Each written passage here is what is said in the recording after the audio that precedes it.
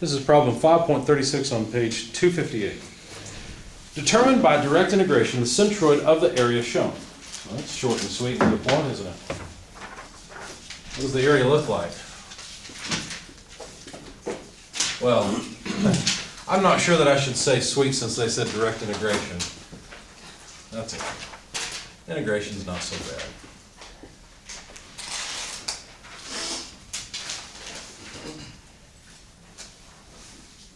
There's the area of interest.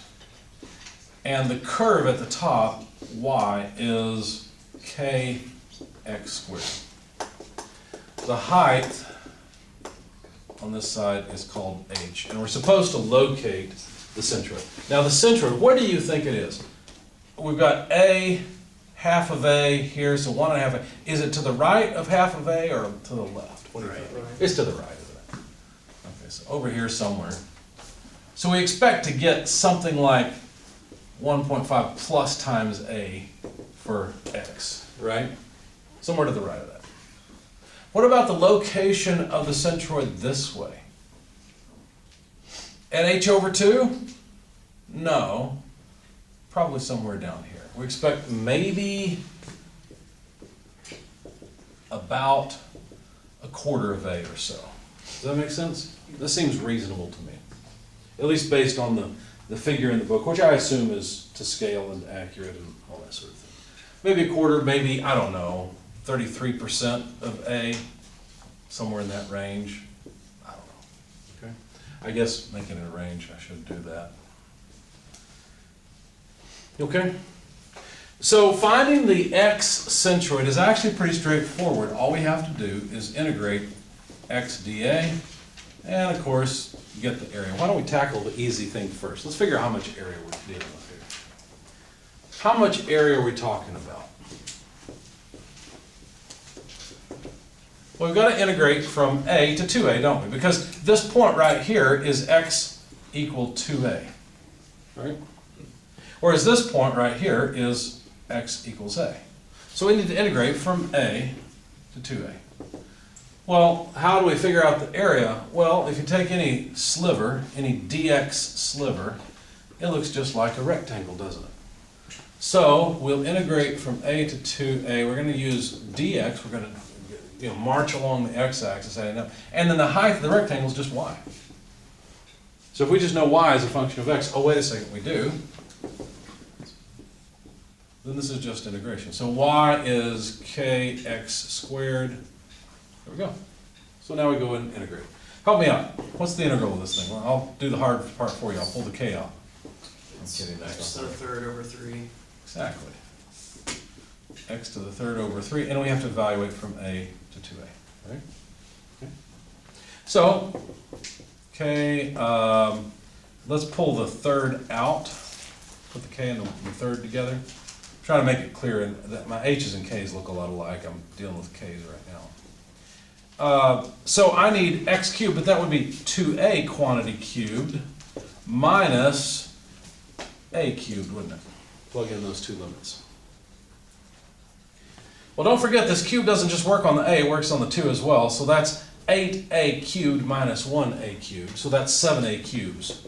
So 7/3 k a cubed. Right? Now, notice we can actually figure out what k is in terms of h and a, which I think I would prefer because notice there's a data point. In fact, there's a couple of them. Well, actually, there's one data point. So we know that y is equal to h at x equal to 2a, right? So why don't we take this equation here, rearrange it, and say k is equal to y over x squared. Well, at y equal h, x is 2a, so isn't that h over 4a squared? That's what k is equal to. So, plug in that in, 7/3 k is h over 4a squared, but don't forget we've got an a cubed still, all I did was replace the k. And so, this is nothing more than 7/12, because 3 times 4 is 12. All the a's cancel except for 1, so HA. So we figured out the area. This whole area let's see, I don't want to pull it off that way. Let me pull it off this way. This whole area, A, is equal to 7/12 H times A. But that wasn't the question. The question is, where's the centroid of the area? We've got the denominator taken care of now. Right? Well, that shouldn't be too bad.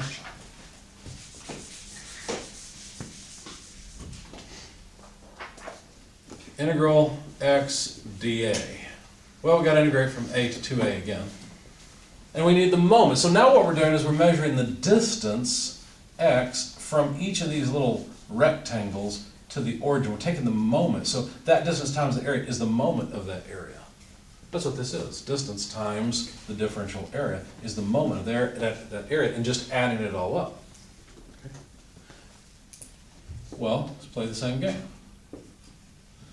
X comes along for the ride. The area is nothing more than the height y times dx. Okay, not too bad. Area, or a to 2a, x times y, but y, I'm just going to leave y as kx squared, like that. Well, that's the same thing as integral a to 2a. Let's pull the k out, we might as well. We can replace it later. X cubed dx, that's easy. X to the 4th over 4, evaluated from a to 2a. Right? Questions so far? Comments? Okay. So we've got k. Let me go ahead and substitute k. We figured out what it is. It's h over 4a squared, so that takes care of the k. Let me put this 4 with this one. Well, let me not be confusing. Let me just pull it out. And so then we'll have x to the 4th, which evaluated at the upper limit is 2a to the 4th, minus x to the 4th, that would be a to the 4th, and that's it. Remember, I've already pulled my 4 out right there. Well, 2 to the 4th power is 16, so basically I've got 16 a's to the 4th minus an a to the 4th. That's 15 a's to the 4th. Let's not forget that part. And then 4 times 4 is 16. We've got an a squared there and an h. And it looks like this is pretty straightforward. It's just 15/16 h a squared, isn't it? So there's the numerator. All right, let's plug them in. 15/16 h a squared divided by the area, but the area is 7/12 h a. So the h goes away, and all but one of the a's goes away. Then we get a fractions problem. Remember how to put those two fractions together, 15/16 and 7/12? Somebody's doing that. Absolutely, invert and multiply, right? So 12/7 a.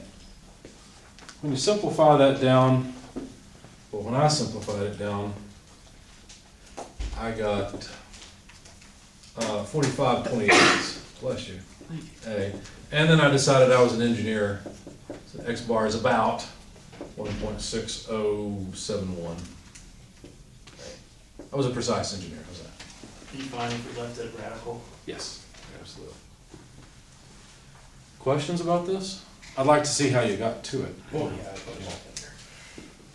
Now, did that match our expectations? Yes. A little bit north of 1.5 times A. 1.68. Good.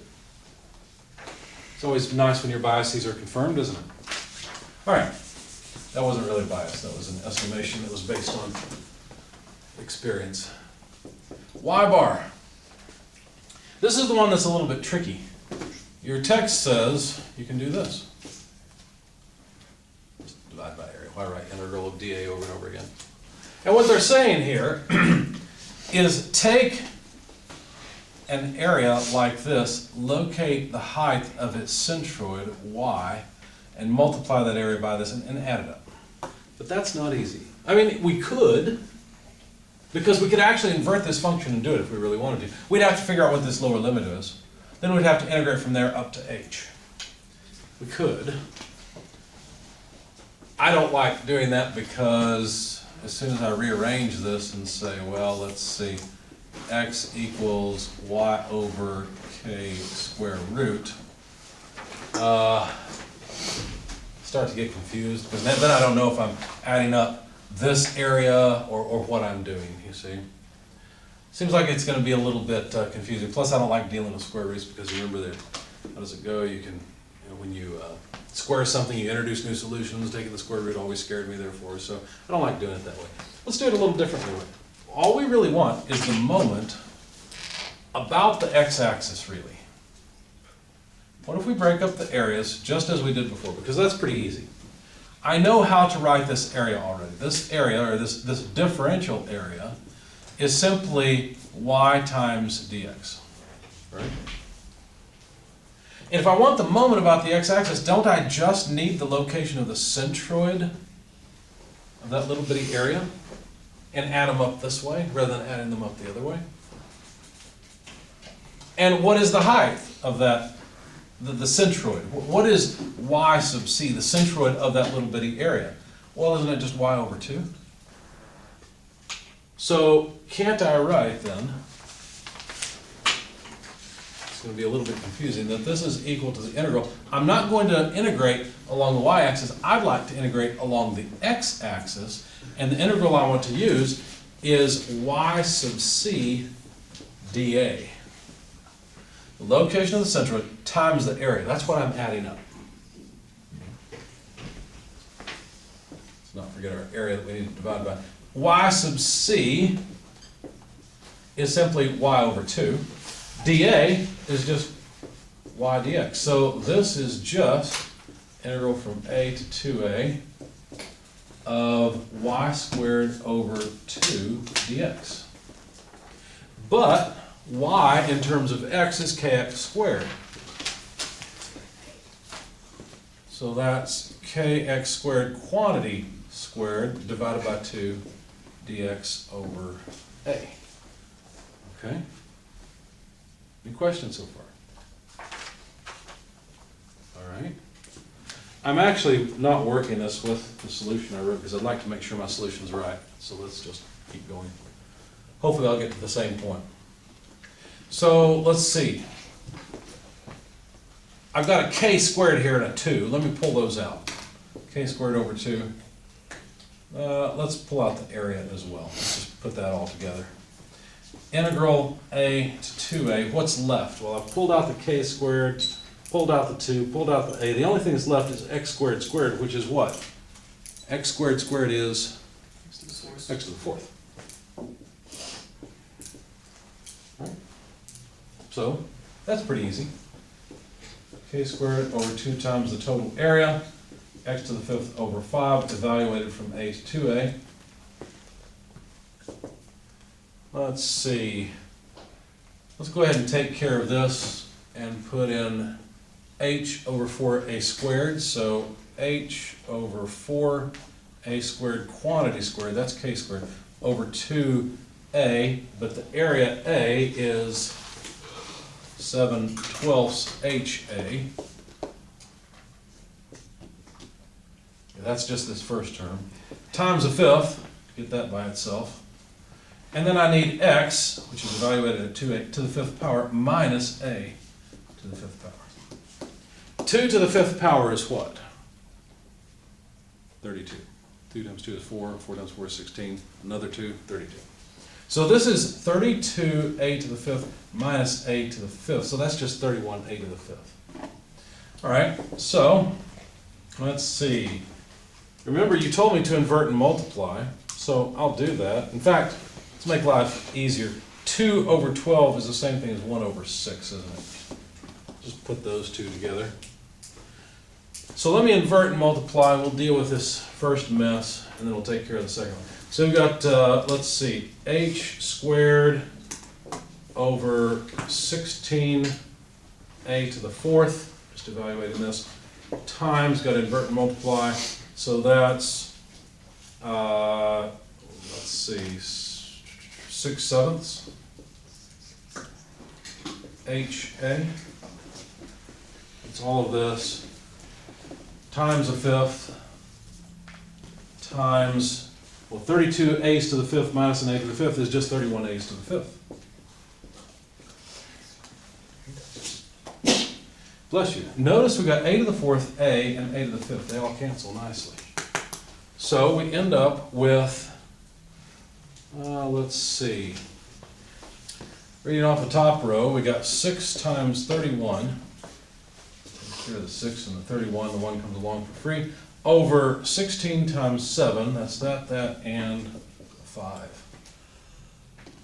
Now we've got h squared over h, so that leaves us with just h. And that's it. So we need 6 times 31. How much is 6? Well, is there an easier way? Yeah, 3/8. Let's do that. We can do some of this in our heads. 3 times 31 is, of course, 93. 8 times 5 is 40. 40 times 7 is how much? I can't think. 560? 280, 14 times 7? 8 times 7 times 5. 40 times 7. Yeah, that was, 4 sevens. Oh, okay, yeah. that was 280. 280, thanks. Now, I think that's different than what I got before. Did I make a mistake? Figure the 280. That is slightly different. Let's see if I forgot to cancel something in my solution. And which one do I believe? 93. I believe this one. I think I made a mistake in my solution. Because I've got 1.32 times the height. There's no way. There's no way that the y bar is up higher than this point. So my solution's wrong. So what do we get here? What's 93 over 280? 0.33. About 0.33? Yeah. 332. Pretty good guessing, huh? And I shouldn't have said A, I should have said H, of course. It's not A, it's H that we're estimating based on. So there's the location of the centroid of that area, and I'm glad I went through it at the board rather than working off my solution. Is it just because you've done enough problems that you know where intuitively to go, or? No, just looking at this area, just intuitively. Where's the center of that area? Yeah. You know? That's all I'm doing. It's not a matter of having worked enough problems, it's just trying to figure out if this was cut out of, acrylic sheet or something, where do I put my finger to balance it, That's just what I'm thinking about. Yep. Any questions? Anything else? Okay.